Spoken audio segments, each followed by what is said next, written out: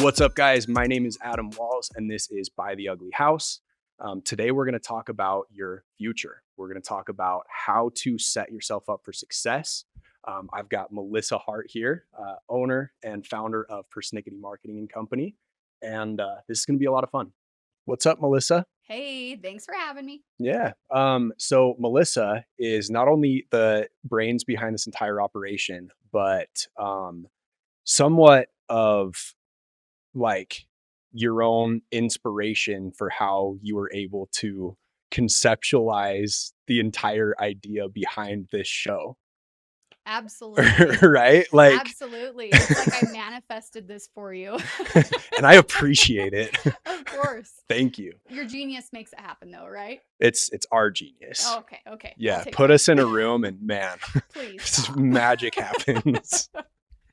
But I wanted to talk to you today and really just have you share the story of why Buy the Ugly House is even a thing.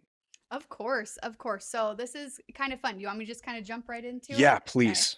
So, in working with realtors and mortgage lenders in my past life and in my past career, I've had a lot of knowledge and a lot of, I don't know, cool stories that have kind of inspired me to do well at that and to do a really good job.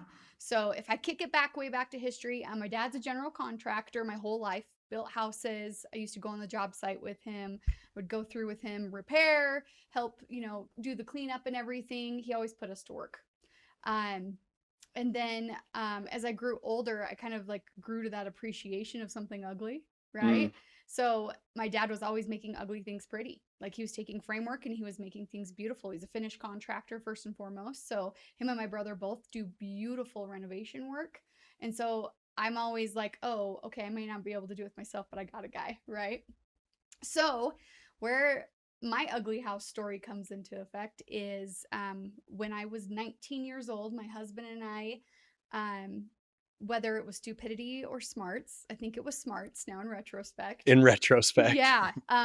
We bought a house. I bought an ugly house. I bought a house that was built in the 1950s. It was freezing cold in the wintertime. The electric bill was $400.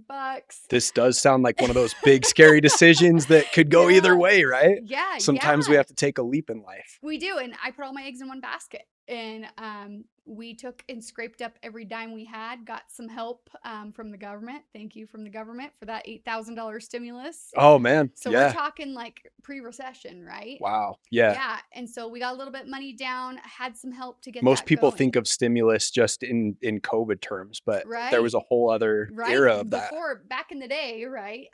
The government was paying you to buy a house. Like they were essentially giving you what you needed for a down payment. So we took advantage, bought a house over off of Linden Drive and 8th Street. And we lived in it for 10 years the way that it was. Wow. And then the market started to go. And we took the ugly house and we started renovating it bit by bit. I was staying up until 2 o'clock in the morning, painting the fireplace white instead of that ugly like lava rock, putting up in new trim. We did new flooring. We did new paint. We redid the entire basement, put in a bar area, and really utilized the space. And so we went ahead and we put it on the market. It was a little scary because, we bought the ugly house. We made the ugly house pretty. And we didn't spend a lot of money though. So, and let's just take a pause there. Yeah. You can buy an ugly house and you can make it pretty without spending a lot of money. Yeah. I mean, we just did the basics. Like, you got to have your doorknobs, your light fixtures, paint, flooring. And if you do it bit by bit, right, you're not necessarily putting yourself into any sort of like financial danger. For sure. Right. For sure. So couple $100 here and there. Yeah. And I mean, we're broke as a joke, right? Like trying to survive, going to college, working that 9-to-5 job that doesn't pay anything to get through college. So over 10 years, as we kind of started to like see the wealth build and the equity build, we bought the house for around $106,000 in end of 2008, beginning of 2009. The economy crashed. Everything went to shit. Yeah. And we held on, waited a little bit, and threw in a furnace there at the tail end too, right? Gotta have a Hey, furnace and AC. yep. And we were able to sell that sucker for like $205,000. Yes. So I took that equity and I went and bought myself a brand new house. There you go. Yeah, and I didn't even spend all my equity, right? I put a nice down payment, and then I took that money and we rolled it in, and I did the buy the ugly house method. And lo and behold, here we are. How many years later? I'm not going to age myself, but that was the inspo behind the buy the ugly house. We immediately connected over that. Yeah. Yeah. And just, for the 20-year-olds watching this who are like, okay, well, that's great. Houses don't cost $100,000 anymore. Or 205,000 anymore. Right. Yeah. But the same thing holds true. Well, the equity is always there. The equity is always there. Always. And prices historically have always gone up over time. And they continue to. Yes. And so if things feel expensive right now, just know that 50 years ago, they were also, the houses were also the most that they had ever cost. Right. My grandparents bought their first house for somewhere around like $26,000. Right. Right. And they were probably like, man, 26 grand. Like my parents bought their first house for 10. Right. And that's the case. Like historically, that's the case. And so like I can prove that too. Right. So we want to get to the nitty gritty. So I went and bought that brand new house. RJ Taylor Homes has some great homes out there. I bought a spec, got a great deal because I was able to pick the furnishings, but I didn't have to build it from the ground up. Got a great neighborhood.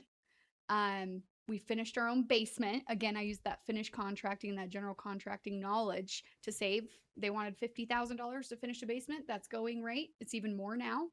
And we spent about 30. So I used that equity again that we had bounced forward, finished my basement, doubled my value on my house. And that's how you get to the point. And let it ride. Yep. Yes. That's how you get to the point in life where you do have $30,000 to put into something like that and to take advantage of an opportunity like that. Is you buy a house, right? And you build some equity over time. Yeah. That's what people don't understand. Like when, we think of old people and all their money and, that's who owns houses, they've got tens of thousands of dollars, whatever, the average 20-year-old starting out, that sounds like this unachievable amount of money. The easiest way to get $30,000 in the bank is to own real estate for a while. Exactly. And it's like magic. Exactly. And you have to think like temporarily, like, was this house my house I wanted to live in forever? No. Like the tub didn't drain very well. It was creaky. It was kind of creepy at moments, single pane windows, all those things that it's like, okay, like, I want that bougie brand new house right now. For me to realistically wait to where I was going to be in my mid 30s in a house versus where I could realistically be, like I would have been waiting forever. Yes. Like I had to pull the trigger. I had to go, and I think it's that construction knowledge and that renovation knowledge of like you can really make something pretty and like roll with it. And we did it again. So a little more to add to the story. So we're in our house. We're like, okay, this is a great house. We're in this nice shiny new house. We did something some people might hate doing, but people don't like to go into debt. I was ahead. Mm-hmm. But we went ahead and took out a HELOC next. Yeah. So we took that line of credit off the second house and we bought 2 rental properties. Boom. Ugly rental properties. Boom. Yep. One of them was already renovated and great. The other one needed work. It had the cat pee. The famous cat pee, yes, right? Yeah. The best way. Smell. I love cat pee houses. Best way to get a cheap house. It really is. Buy the stinky house. Buy the cat pee house. Yes. Yeah, like vape. Like smoke. Oh, like the smog all over the walls, like residue all over the walls. Nobody wanted to touch it. It was a nice place, nice cabinets, nice appliances. As realtors say, it has potential. It did, yeah. So like an ozone, some paint and primer, and new flooring. We went ahead and took it and rented it out short term and made some good money and rolled it for a few years. And now we're at the point where I'm out of the rental game. Bless you for being in the property management game. I've had my share. I was Someday. there a long time. Someday I'll make it. Yeah, but like for us, like we then rolled our equity into something for ourselves. So now I go up to the valley on the weekend and I stare out my window in my little manufactured home with my Mm, shop, and like achieved that a lot faster than I would have had I not bought that ugly house at 19 years old. it's beautiful. Yeah, and I don't want to say it's all fairy tale either. Like we've had to work and bust our asses at our Yes. jobs, right? To be Right. able to afford to do things. My husband and I work really, really hard, and I'm stupid and I'm self-employed. No, it's not stupid, right? We No. wouldn't have Yeah. Yeah. met. I'm glad you're self-employed. Yeah. I am also self-employed. Hey, It's its own I challenges, feel but ya. Yeah, and I think we just like have to like find those cool moments in life where like you just go for it. yeah. Yeah. You get it. You have to know when an opportunity is staring at you, because you can either I'm just thinking about Eminem right now. You should put your hood on for this. Yeah. Yeah. You only get one shot, one opportunity to seize everything you ever wanted. Will you go for it or just let it slip? That was actually really good. That was almost verbatim. I'm quite Um, impressed. but it's it's true. Like every once in a while, you're gonna come across, the stars are gonna align, and if you're ready to take advantage of the opportunity, then it can change everything. Yeah. I mean, that's the whole way I've lived my life.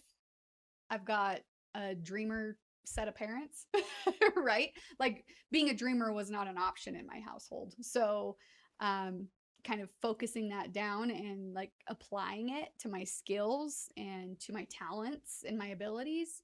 Um, I mean, you can say the same thing, right? Like, when did you find your forever job? Like, or like your calling in life? Yeah, Wasn't it right away? it wasn't right away, and I didn't set out to get into real estate. And when I got my first job in this industry, I didn't think I would ever become an agent. Um, but I gradually realized that it is exactly what I've always been meant to do. And it is like I couldn't picture doing anything else. Um, And now you've got a bunch of projects rolling. You've got, I mean, you're taking the ugly house branding I super take that seriously. very seriously. Yes. Yeah, I buy as many ugly houses as I possibly can, because I know what how much opportunity there is. You're taking something, right? You've got houses like that all over town that, for whatever reason are just completely unlivable. And you get to go into a neighborhood, into a community, make that house livable again, create something beautiful, and then help somebody buy it, right? And in the process, you make really good money. Yeah. Yeah, I mean, there's no better way. I was having a conversation with my dad about this, right? Because he's looking at retirement and he's like, "Man, doing this day job that I'm doing right now, like I've got to be doing something else." And I'm like, "Are you doing what you love?" And Mm, he's like, "Well, not really." And I'm like, "Well, you did what you love, so like what's changed?" And we talked about house flipping for like an hour and a half on the phone because I was like, "Hey, I know this guy, Adam Walz, literally, that you need to call. You need to talk to him and you need to, discuss options. Like there's no better retirement plan than real estate." no, Am I wrong? Am I right? I mean, retirement financial advisors, you can let me know what you think. But sure. They would I'm say, pretty sure they're have a gonna. balanced portfolio, Yeah, but there yeah, should be some real estate in there, yeah. And regardless. really, there should be, and it doesn't have to be forever, right? Just Yeah, pay attention to the market. yeah. Oh yeah. If I hired a financial advisor right now, they would probably scold me because probably 99% of my net worth is in one asset class, right? But if you're treating it as a business, there's a difference, right? We're Definitely. generating cash flow. It's not like I'm parking money there that I'm forgetting about. Yeah, and if you have the skills to paint and do, minor repairs, just go buy the ugly house right now. Like call Adam, right? And like I advocate for you all the time. And it's just because it's such a good entrepreneur mindset. Like I stand behind it 100%. I mean, we made a whole podcast about it because it was Right. so good we couldn't resist. And like a whole brand, like developing that for you, having that be like your mantra is so cool. Yeah. It, So cool. it was another thing that kind of just naturally happened, right? Yeah.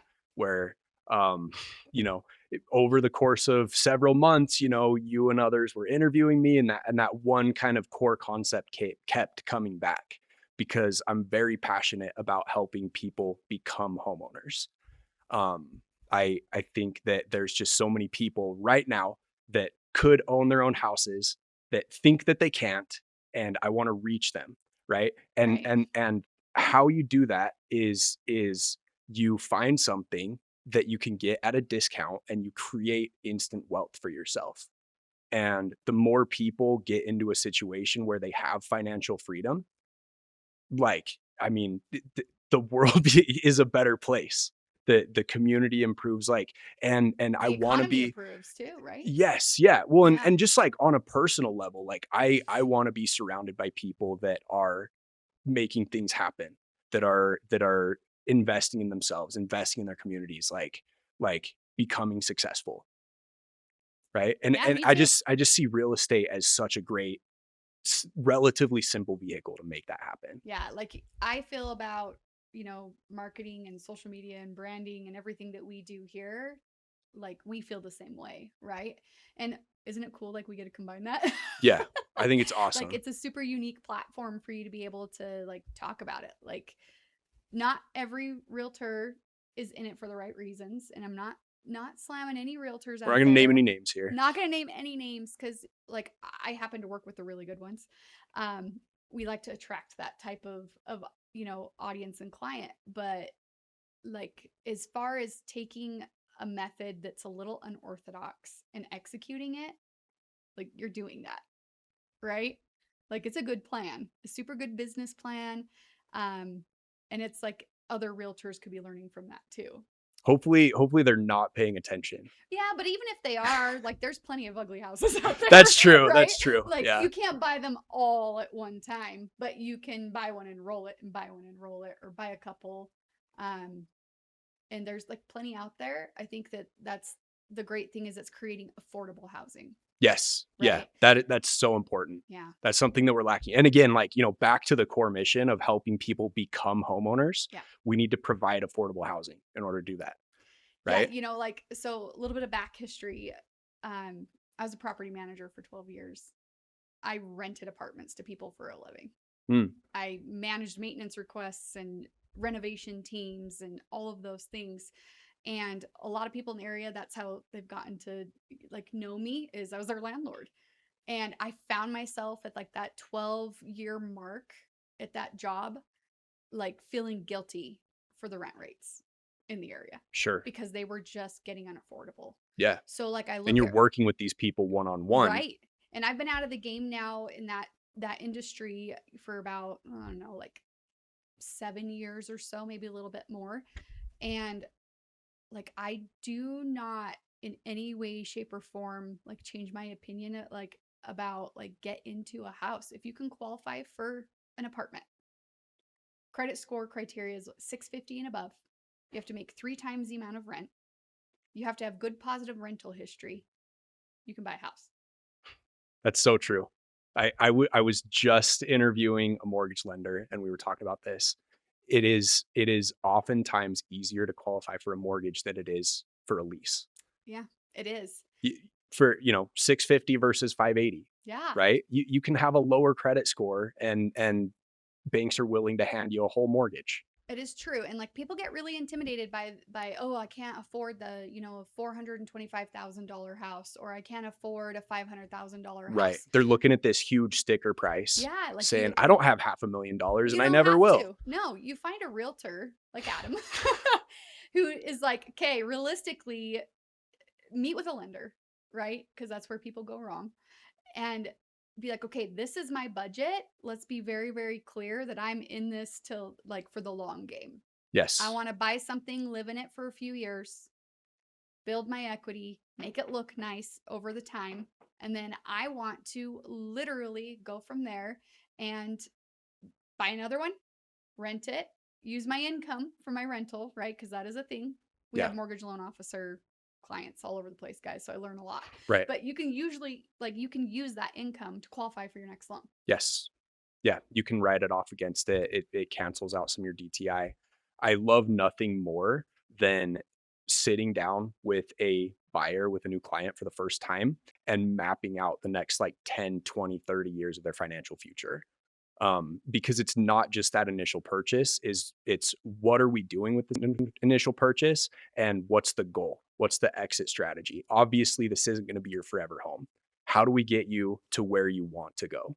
If you look at new construction, your entry level new construction is like $370,000 in Idaho Falls. Like if you're lucky, you can get a new Bottom, build like house no finished for basement. 370. Yeah, exactly. Yeah. It's going to be a 3-bed, 2-bath house, roughly, let's say 1,200 square feet on the main with an unfinished basement. It's not going to come with a fridge. It's not going to come with grass. It's not going to come with a fence, right? So you're spending almost 400 grand on a house that you're then going to have to put, you know, If 10, 20 yeah, grand into yeah, potentially. just to get to where it's you know what I mean? Yeah.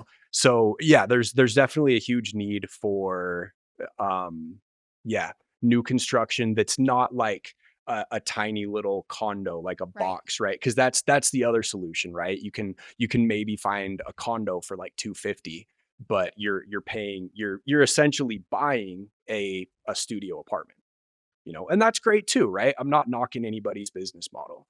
But what I'm saying is like what's not out there is like lower cost, brand new homes, No. right? Yeah. And so, like I'm building a couple right now where it's a twin home and we've got, 2-bed, 1-bath units. So they're small, right? But we're going to be able to price those for under 250 That's incredible. for a brand new Yeah. home, right? It's not a single family, but it's a twin home, right? So you've got one shared wall. That's like a dream for retirees, for young couples, like, right? Yeah. Yeah, Like absolutely. single households. Yeah. And so, like working with the right builders, the right contractors, like it took a lot of math to figure out how we were going to make this happen. But, in the end, we're providing a product that isn't available right now. And we're going to make a lot of money doing it, and we're going to help people Get again housing. back to the core mission, which is Yeah, helping people become homeowners. for Whatever sure. whatever that takes, whatever that looks like. That's how I run my business, with that kind of mission in mind. Yeah, all because you bought that ugly house how long ago?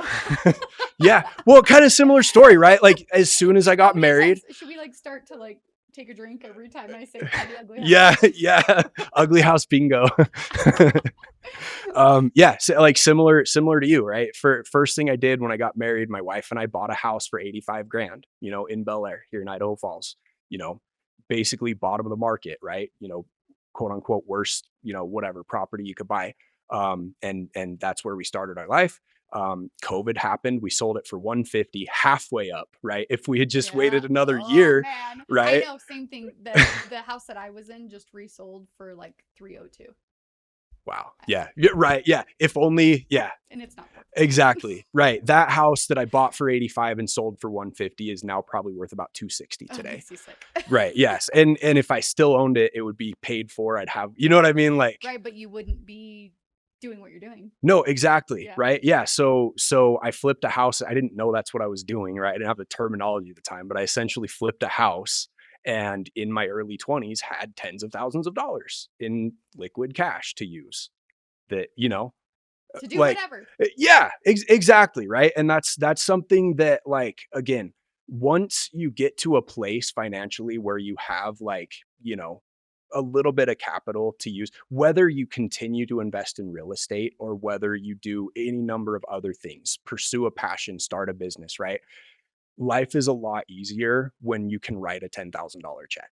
Oh, absolutely. That'd be great. Tell me when I can figure that one I'm out. just saying, like, whether again, like having equity in real estate that you could draw from to take advantage of an opportunity, Yeah. right? Back to like when an opportunity presents itself, being able to act on it. The earlier, again, this is not the only way to do this. It's just what I have seen to be the most predictable. Buy real estate as soon as possible and wait. Yeah. You're gonna get to that place a lot faster. Oh, for sure. And I think like coming back to that too, like I've learned a few tips and tricks from my realtor friends. and from my sister's a lender, so I've learned a lot about HELOCs. So I want to tie this into HELOCs, right? Sure. Last time I checked, the average credit card interest rate is what? Like 20, 25% probably. And a HELOC interest rate is what? Like 8 or 9, maybe. So if I have a home, it's paid for, and I have an American Express I am racking up the bill on and I need to pay off, a HELOC would be a heck of a lot cheaper. Yeah. Pay that freaking credit card off. Yeah. Use your equity. Yes. And then you pay that down, and then you have a line of credit. Yeah. In case you need it, if you want to fix up your basement, make your house less ugly. Yep. Drink. Dang it. Where's I know, that bottle? Right? Yeah. Yeah. Like the list goes on. Like there's really not a lot of downsides to owning real estate. No. You know? No. And maybe to a certain extent we're preaching to the choir. Like I think the average person wants to own real estate or Sure. would like to in theory. But again, I just think there's a lot of people that don't realize that it's an option for them. Yeah, and like that's the cool thing about like being in business with you in the capacity that we do it. Because like I know for a fact, like we can market for people all we want to, but we are not your sales guy. This is our Operation Bailey's like favorite thing to say, but it's like what's your operations process and how do you sell? The coolest thing is like we hand something to Adam Walz and we're like, hey, we've got this referral, or hey, there's this person looking. I know you've got the sale. Like that handoff happens. Like, sure. You're a marketing dream. Thank you. You're welcome. You're my dream marketer. So hey, we try. But like, I think it's super cool because it's like not everybody has that ability to be the greatest salesman.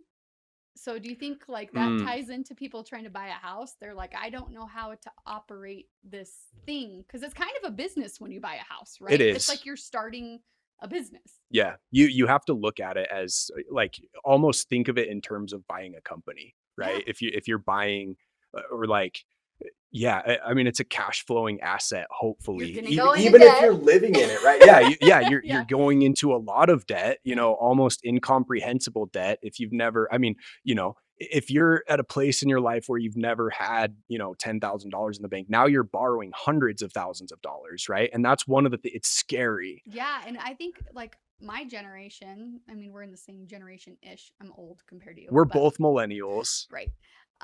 We were taught no debt. Right. Yeah. Like zero debt. Right. Yeah. You want no debt ever. The whole like Dave Ramsey. Yeah. Yeah. Wait till you can pay cash for. He's walked that back given, modern. I need to follow up on that. Yeah. Like, I abandoned that a long time ago. Yeah. Right. Now he's got a whole company referring people to mortgage lenders and realtors. Yeah, so we're it's not all trust fund babies. Right. Like I'm sure it feels the same way for you, but like I had to make my own way, and like my husband and I have had to work really, really hard to be able to like have nice things, right? I didn't get some lump sum of money handed off to us to like start life and get going. We like just did it. Yeah, we had to create our own nest egg. Yeah. We had to find our own way to make it. Right. And I think it's cool that we both kind of went an entrepreneurial route with that. Yeah. And we're able to create financial success for ourselves doing what we love and what we're naturally good at. Absolutely. And I hope that for everyone listening, right? Yeah. Hopefully, and for your kids, right? Yes. That's what I hope for my kids. Is like I want them to be in their 30s doing what they want to be doing with their life. Yeah. I don't want them doing what I did for a really long time and working a job that I'm like, ugh, do I have to go to work today? Right. Yeah. I mean, I've been there. Yeah. And I paid my dues working jobs like that, where I woke up in the morning and just dreaded getting out of bed because I knew I was going to have to go back to that place and spend another day there. But it made you a really good salesman. It worked out. Right? Yeah, sure. Yeah. Like serving tables. And that was actually a really good money flow. Like serving tables, all you servers out there, props, because that is the hardest job. And you can make some really good money if you're really, really good at it. But the hours and the weekends and the time away from your kids sucks. Yeah. Right. I never waited tables. I worked at Subway for a while. I've been a roofer. I worked in a body shop, grunt work, factory jobs, just everything. What have you not done? Well, maybe I don't want to know that. Right. Yeah. The list goes on from there, but no, I think it's cool though. Like, to the everyday person out there in East Idaho, it's really important to like make some goals financially. What else? Personally, yeah. emotionally. Yeah. Well, and if you're working towards things like that, if you have kind of a vision and a plan and you know that you're going there, then it makes it a lot easier to get through the grind. Okay, so what's your advice then? Like, I grew up wanting to own a home. That was a big goal of mine. Like, to all these naysayers out there, right? We're in East Idaho. Minimum wage is not going to qualify me to buy a house. No. What do I do? Call me. Start there. Give me a call. Just do that. Yeah, just give me a call. We'll sit down. We'll map out where you're at. There's some simple math involved, and there's a few things that we have to figure out. We have to figure out, if your credit score is not at least a 580, we got to make a plan to get it there. I worked in credit repair for several years, so I've got that under control as well. I also work with some great lenders who also have some credit repair tricks up their sleeves. So between the two of us, right, if you don't have a 580 credit score, we can get you there. And sometimes we can get you there very quickly, Yeah. like in a couple weeks. And sometimes it takes a few months, but so, box one, right? We've got you up to a 580 credit score. Saving up for a down payment really isn't a thing anymore, because in Idaho, we have a down payment assistance program from Yes. Idaho Housing. You only need $500 cash, to put down on your purchase. And you need another $500 for, an inspection, right? So that you can make sure before you close on the house that, right. Right. We're looking at ugly houses here. So we want to make sure like it's, cosmetic ugly, not like you're going to go bankrupt if you buy this place ugly. Don't do it. There's sinkhole ugly. Yeah. Like yeah. your episode with Kip. Oh my God. Yeah. Yeah. Yeah. Sometimes your inspector finds out that there is a fully operational meth lab in the house you're about to buy. Like we've all got to make money. Right. Right. I don't knock anybody's hustle, but that, great reason to buy an inspector. Yeah, if there's a meth lab operating in this house, he's going to find it. Among other things. Yeah. Right. So you need about $1,000 cash. So, if we've got you up to a 580 credit score, we got to figure out how to get you $1,000, and sometimes that has involved, calling around friends and family and literally getting $1,000 gift. Done that. Right. Write me a like, note, I don't care. Like everybody's situation, we're going to find a way to make it work. If you want to buy a house, I can almost promise you, give me a few hours of your time. And by the time that conversation is over, you will have a plan and you will know that it's possible. Are you ready for this cliche comment? Sure. So previous property manager turned marketer. How many times have we used this? Rent is 100% interest. Why are you paying 100% interest to somebody else to make someone else rich? Yeah. It's why I'm not a property manager anymore. Yeah. Right. Yeah. You talk about, like mortgages are so expensive. Houses are so expensive, right? These crazy 6% interest rates, when they used to be 2 during COVID, right? It's like, okay, yeah. Again, do you want to pay 6% interest or 100% interest? Do you want to build equity for your landlord or for yourself? Do you want to make someone else wealthy or do you want to build wealth for yourself? Yeah. And like you can accomplish a lot of dreams and a lot of goals. Like, I always circle back to that HELOC and that line of credit. So let's say I buy a house and I like pay a lot for my monthly payment. My rent was already expensive, but I'm going to pay that little bit much more. I'm going to sacrifice my Starbucks and a few luxuries for a little while.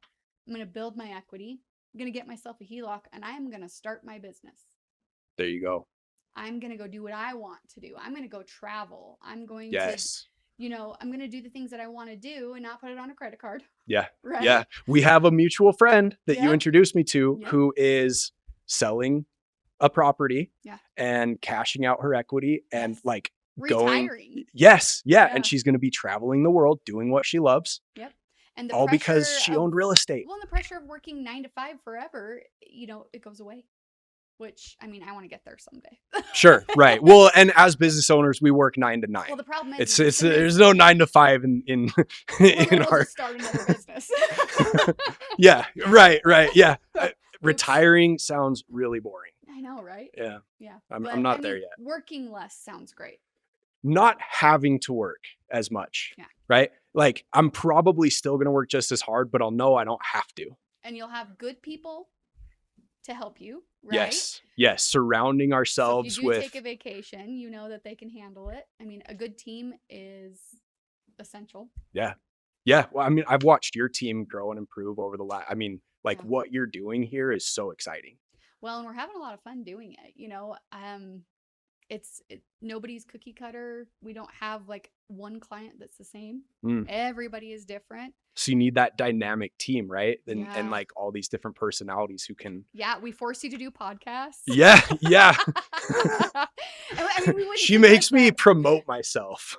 You make you brag She's about so yourself and say She how makes me cool you talk are. about myself. I hate it. Hey, but you know, it's part of the job. Yeah. Yeah. So that tough love. And has it made you a better salesman? It has. I would say it has. Good. Yeah. A little bit more comfort in, yeah.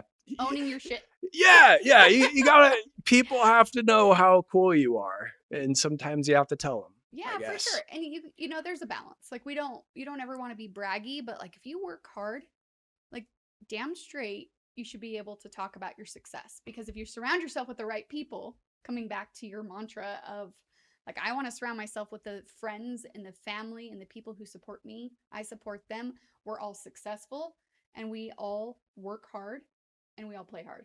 Yes. Right. Yeah. And there's this like multiplicative effect of like when you've got yourself surrounded by not only like-minded, but like financially successful individuals, right? Suddenly, those dinner conversations, those house parties, you're coming up with ideas, you're making plans, you're making goals. One of my best friends from high school, his wife works in the mortgage industry, and like we're investing together, and our families are like, just, I mean, we're growing, we're going, like, it's just so much fun.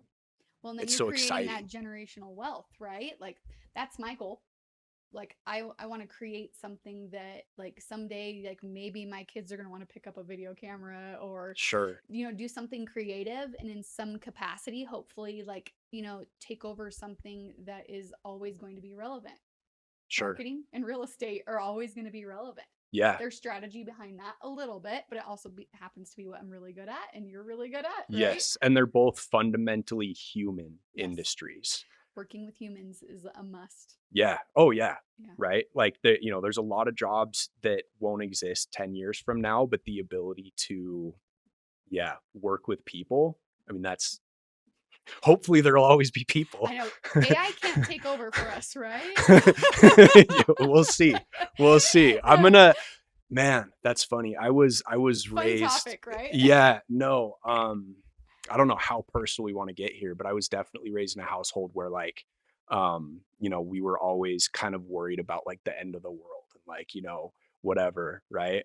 We might have to cut this, but No, keep rolling. regardless, I've always operated with the assumption that the world is not going to end and I'm going to plan for the future. And, just in case it's still here 20 years from now, I'm going to be glad that I thought that way. Like so far it's worked. Right. It's working out great. So we're just going to keep that going. I remember the terrors of Y2K, like looking at like our computer and like our TV screen. And we were like waiting for the lights to flicker and like the world to stop. Like every few years, right? There was like mad cow. There was like the bird flu. There was all these, like this is what the prophets foretold. The world is ending. Yeah. COVID was terrifying. Like I was out on my front porch lysoling myself, my kids. Oh my God. My Amazon packages, the Amazon guy, right? And it took me a little while to be able to just like turn the TV off. Get back with reality and like we have to live. Yeah, I was a DoorDasher at the time during COVID. A lot of people don't know this about me. There was like a few years where I was a full-time DoorDasher, like right before I got into real estate. and during COVID I was an essential worker, right? But Yeah. it was such a weird time because you go into like Five Guys, right? And there's like plastic everywhere, and everybody's like standing on these like marked lines 6 feet apart, and everybody's wearing masks, and it's just like the world was just such a strange place. Like, you know, for those of us that even left our houses, you know, not to mention everybody that was just inside the whole time. You were bringing me Ca- Five Guys for sure. Yeah, right. Got to support those Idaho potatoes, right? Yeah. Yeah. But again, I mean, you know, crazy shit happens, but the world goes on, life goes on. We And I think it's survived it. important to, The housing market was booming. oh man. Yeah. Yeah. Yeah. And, yeah. So at the end of the day, you gotta be thinking about your future. Yeah. Start young. Start young. Yeah. Buy real estate as soon as possible. Call Adam as soon as possible. Give me a call. You can call Let's me. get you some can real call me estate. too, but. Yeah. We'll probably introduce you to the other, you know, you know, what are you trying to work? If you got an idea, if you got a business that you want to start, call Melissa, because the quickest way to, yeah, have a successful business is to get some sales, get some revenue going. And you need people to know about your product or service. Yeah, and you just need a little help along the way. I mean, Yeah. you can't be good at everything. If you're really, really, really good at selling houses, but you're really, really bad at making video, I mean, not that you're bad at branding, Pretty bad. at websites, If you, social I've got some media. videos that I put out before I met you. Oh, we should totally do it before and after. Oh man, yeah, I haven't deleted them just because You you should. know what? Everybody It's go like to the his legacy. YouTube channel, you'll see them. Yeah, scroll back if you want to cringe. Go subscribe. Yeah, yeah. No, but really. Really do subscribe. It helps a lot. Yeah, help a guy out. You know, it's a hard hustle right now for entrepreneurs and self-employed people. And so, like, make those comments on social media, quit liking, quit loving, make the comments, tag your friends, go do the little 3 dots on the profile, and invite everyone to follow your pages. Ask for business. Number one error small businesses make is they literally don't ask. This is, yeah, and I hate asking for business. This is every time I see you, you remind me to continuously ask for business. Yeah. And yeah, it works. It is. It's working. It's working great. All right, guys, that was Melissa Hart with an awesome conversation. I feel like I know I got a ton of value out of that. If you enjoyed this conversation, please like, follow, subscribe, drop me a comment. Let me know that what I'm doing is valuable to you, because you have no idea how much that helps.